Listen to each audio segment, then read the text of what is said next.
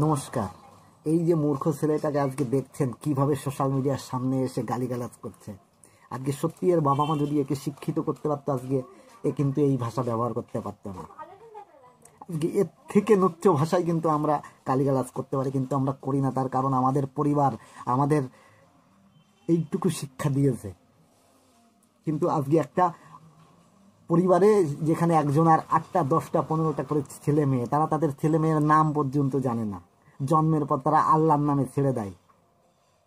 আজকে সেই ছেলে মেয়েগুলো সারা সমাজটাকে আজকে অসুস্থ করে তুলছে। প্রত্যেকটা অসামাজিক কাজের সঙ্গে আজকে তারা যুক্ত হতে দেখা যাচ্ছে। আজকে তোদের মতো মানুষের কারণে আজকে সারা মুসলিম সম্প্রদায়ের মানুষ বদনাম হচ্ছে। তোদের মতো কিছু খারাপ মানুষের কারণে আজকে ভালো মানুষগুলো তারা আজকে নিজেদের কাছে নিজেরা লজ্জিত হচ্ছে। সমাজে তারা আজকে মুখ দেখাতে পারছে না। ক্ষমতা দেখাতে চাস, কিসের ক্ষমতা দেখাতে চাস? আজকে তোদের মুর্শিদাবাদে অশিক্ষিতর হার সব থেকে বেশি। আজকে একটা জেলখানাতে চলে যা, সেখানে গিয়ে দেখ সব থেকে বেশি কয়েদি তোদের সম্প্রদায়ের মানুষ। আজকে একটা হসপিটালে গিয়ে দেখ সব থেকে বেশি যে সমস্ত ব্যক্তিরা আজকে ভর্তি রয়েছে তারা তোদের সম্প্রদায়ের মানুষ। কিসের ক্ষমতা দেখাতে আসছিস তুই? আজকে তোদের এই নুচ্চ মানসিকতার কারণে সারা ভারতবর্ষে আজকে মুর্শিদাবাদের মানুষ আজকে বদনাম হচ্ছে। মুর্শিদাবাদের মানুষের নাম শুনলে আজকে সেখান থেকে তাদের তাড়া খেতে হচ্ছে।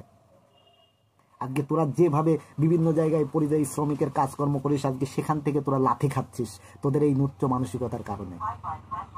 এখনো সময় আছে, শুধরে যা।